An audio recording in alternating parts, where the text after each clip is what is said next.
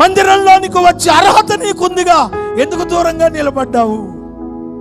సుంకరి జీవితంలో దైవికమైన పశ్చాత్తాపం అనేది ఇక్కడ మనం చూడగలగాలి.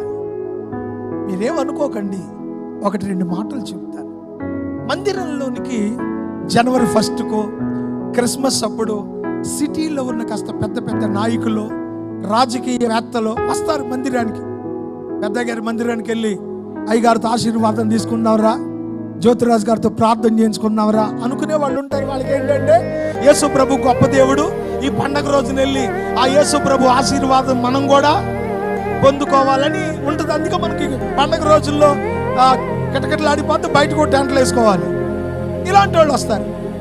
ఈ వచ్చినప్పుడు మీరు ఎప్పుడైనా గమనించారో లేదో, మందిరంలోనికి అడుగు పెట్టక మునిపే ఎంత పెద్ద రాజకీయ నాయకుడైనా ఆ గుమ్మం దగ్గర రాగానే కటికిన వంగుని గుమ్మాన్నిటగా కళ్ళకద్దుకుంటారా?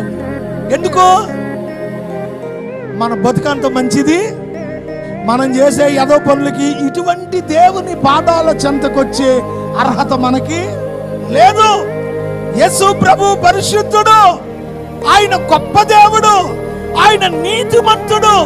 అటువంటి పరిశుద్ధులు సంచరించే పవిత్ర స్థలం, ఇందులో మనలాంటి పాపాత్ములు అడుగు పెట్టే అర్హత లేదు. యేసయ్యా, మా తప్పులు ఏమన్నా ఉంటే క్షమించయ్యా, లోపలికి వస్తున్న నీ కోపం మా మీదకి రాకూడదని దైవ భయం.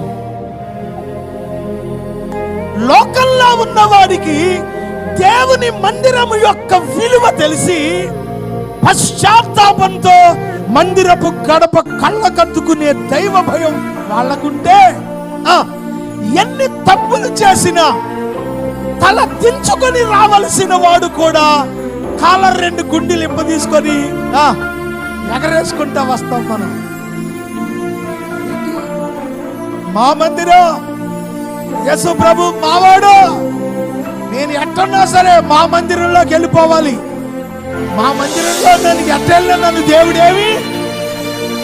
ఇది ఒక విచిత్రమైన భావన, ఒక విధమైన వేషధారణ.